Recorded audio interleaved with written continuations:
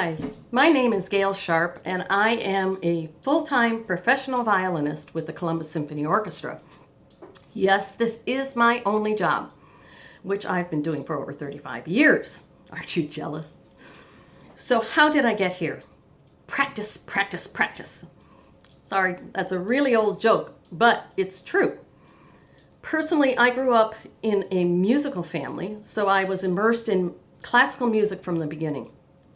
I recall one day in elementary school hearing The Poet and the Peasant Overture on the radio, and I thought, wow, that sounds like so much fun. I want to do that. I'm not going to go into the details of the learning the instrument, schooling, the audition process, but let's just say it's extensive and kind of painful at times. We'll just jump ahead to having made it into the orchestra and being a full-time symphony musician. What does that entail? Well, the repertoire has been set for the season ahead of time, so you know what's coming up. And then the library, 1 month before that first rehearsal, has the music ready for you to pick up so that you can work from it with the markings in it already from your section leader. I am a section violinist, which is a little unusual in the symphonic world because I play both first and second violin, which I consider to be a benefit. And we are in rotation through the season. So I get to learn, that's a lot of music to learn, not just first violin, but second violin through the various years of my history. I have to be sure that my part is learned before that first rehearsal. Practicing at home is vital. The musicians together are the instrument of the conductor, and the rehearsals are meant to be where the conductor works on his interpretation.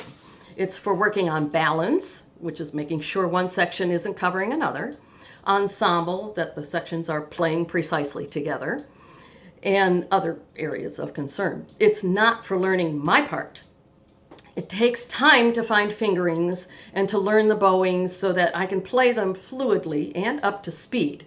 I have an extensive library of my own parts with my markings in them, my fingerings, which helps in the long run, but I still need to practice to get it back under my fingers. I will turn the passages into drills, especially the fast technical ones, using the metronome, going from slow to fast. And I keep doing that until I can play it up to tempo consistently. In fact, my metronome is almost always on. It's very easy to unconsciously alter a tempo to accommodate the tough spots. So the metronome polices that. Musicians are not unlike professional athletes. We're just working smaller muscles. Athletes need to constantly work out individually to get their body's muscles in peak condition, hone their reflexes, and to maintain their stamina.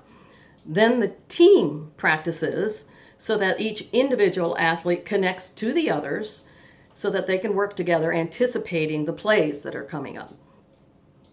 The athlete may be physically talented in their sport, but they don't get to the professional level without the endless repetition of the jump shots, free throws, or say batting practice, shagging fly balls. If a piece is unfamiliar to me, I look it up on YouTube. This is a great tool for today's musicians. It's far better than trying to find a recording of a piece that you might not be familiar with from the library or maybe a colleague has it. It's just go to YouTube. It is especially good for finding recent compositions. You can check out different interpretations from different conductors. Actual video performances are good so that you can play along, watching and following the conductor as if you are there in that orchestra too. It helps give you a feel for the piece. One thing I found is that even though I can play a piece well enough at home, I find out that when I get into the rehearsal and I'm looking up at the conductor, suddenly I'm not as confident in the piece as I was. So when I'm playing with the video, it helps to loosen me up from the printed page.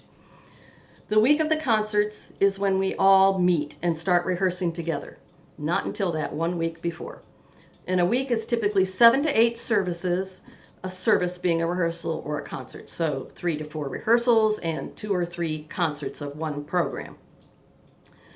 That's about 20 hours of organized rehearsing, and the rest of the week involves individual practicing to keep that part going. I like to arrive at least a half hour before the rehearsal because I can get myself situated, make sure my stand and my chair are situated the way that I like them, and then I go warm up. Many musicians start with stretches of your neck, your shoulders, your arms. Remember the comment about athletes. They warm up. We need to warm up our muscles as well. It may just be smaller muscles like in the back of the hand. And it's also a good idea to have another exercise, regular exercise routine and say yoga, because our instruments create an imbalance in how we use our bodies. Especially, like with the violin, my neck is turned to the left all the time. My left elbow comes in and my right arm is up and it's pushing down and your arms are forward and you become this cramped person. So you have to work out and stretch out your body so that you don't have problems down the road. So I stretch out my neck and arms to open up the chest. Like athletes, we can sustain injuries. For us, that usually manifests as tendonitis or bursitis, maybe a pinched nerve, even arthritis. It can be tricky because the recommended treatment of rest isn't possible. The best solution is to avoid it in the first place by paying attention to your body. This means taking regular breaks. And even if it means you have to set a timer to remind you when you're in the middle of practicing that, hey, you need to stop, give it a break, walk around, come back. I can get started practicing, and the next thing I know, it's 3 hours later, and I think, oh gosh, my back hurts. So it's important to take those extra breaks in the middle.